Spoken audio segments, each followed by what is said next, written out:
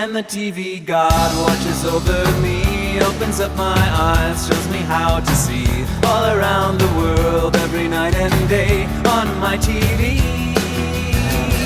Our political leaders seem to be pretty much morally bankrupt, and they're not solving the problems the world face. Do you think this web2 technology could help in some way of making more direct democracy work? Absolutely, but that'll take a little bit longer time until the system washes out of people who aren't savvy with computers. I mean, a lot of our political people who run our politics don't do their own email, don't surf the web, don't type. They still are the old school leader where they have the secretary type everything, and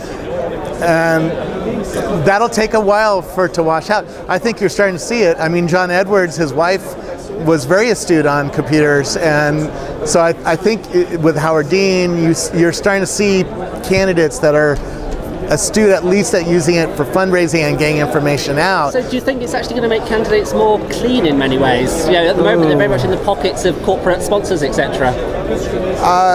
Eventually, yes. But that's a tough stance to take because they still need to raise ungodly amounts of money. And when you have money, you have a corrosive effect, at least, or an effect. If somebody's giving you $100,000, they're going to pay attention to that person rather than you, even though you might have a better idea. They'll spend the time focusing on that person because that's where their next, re-election campaign's going to come from. And that's still that I don't see that changing. In fact, it's getting worse because of the cost of these campaigns. The cost of the presidential campaigns are going up. Now, at the local level, I think that will have an effect because there's not the corrosive effect of money at a local level because there's not the power, right? School board, police chief, mayor. There's not that kind of huge need for money that causes you to focus on the people who have money and who are giving you money. Surely the leveling influence of the internet should actually make money less important in some ways. It should. I would say it should, but will it?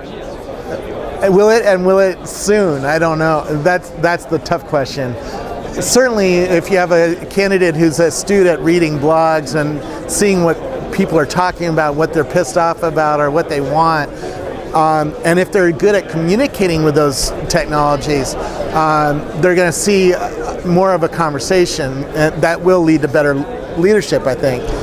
Right now, George Bush is somebody that we can't touch and we can't talk to, and it's hard to see where he gets information, and he seems very sheltered and very apart from society. It doesn't seem like he comes and hangs out with normal people.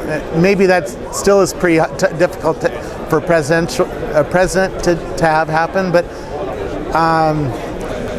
I'm hopeful. I'm really hopeful because of this. I was on John Edwards' plane when he was running for president, and I saw how he was talking on Daily Kos and reading all of the Daily Kos information and bringing that back in. Somebody was bringing that into the campaign and into John's hands and then getting information back. So I'm hopeful that kind of astute person is going to get elected and we're going to see some change. I'm still not sure that it overrides the money because the money is such a powerful. I know if I was a candidate, I would be tempted to, if there was a billionaire standing here, I would be like, I gotta go, I gotta go raise some money, and it's a human effect, right? I saw it at Davos when Bono walked in, everybody was like, whoa, or when the Queen Rana walked in the room, everybody shut up. It's the effect of celebrity and money that really causes certain things. Celebrity game at the minute, aren't you? Yeah, but I'm not making policies for countries. I'm more of an observer and seeing, okay, these guys pay attention to these people because of X, Y, Z. I don't know. I'm hopeful for the future because this new conversation, having people who are astute with being able to use a blog search engine and watch what normal people are saying about them or about the issues. And in a crisis, being able to communicate live using this kind of live technology without having to call up NBC and get a satellite truck. And also, the media filters those guys. Even presidential candidate, how many minutes do you get of Barack Obama on CNN? You know, you might get an hour on a debate night, but on an average day when he gives a speech at, you know, XYZ company, you'll get 20 seconds. And that's a corrosive effect too, because you really never get to hear what that person is thinking about, and you never get to see the context. You only get to see the soundbite. That's one thing I like about this kind of media. There's no limitations on the length. So we can put up really boring, really long videos, but somebody's going to care about that. And if they're doing research trying to figure out what somebody's standing for, or what they're, or how to influence them, or what they're thinking, then you can go to YouTube and watch their entire speech and their entire interview.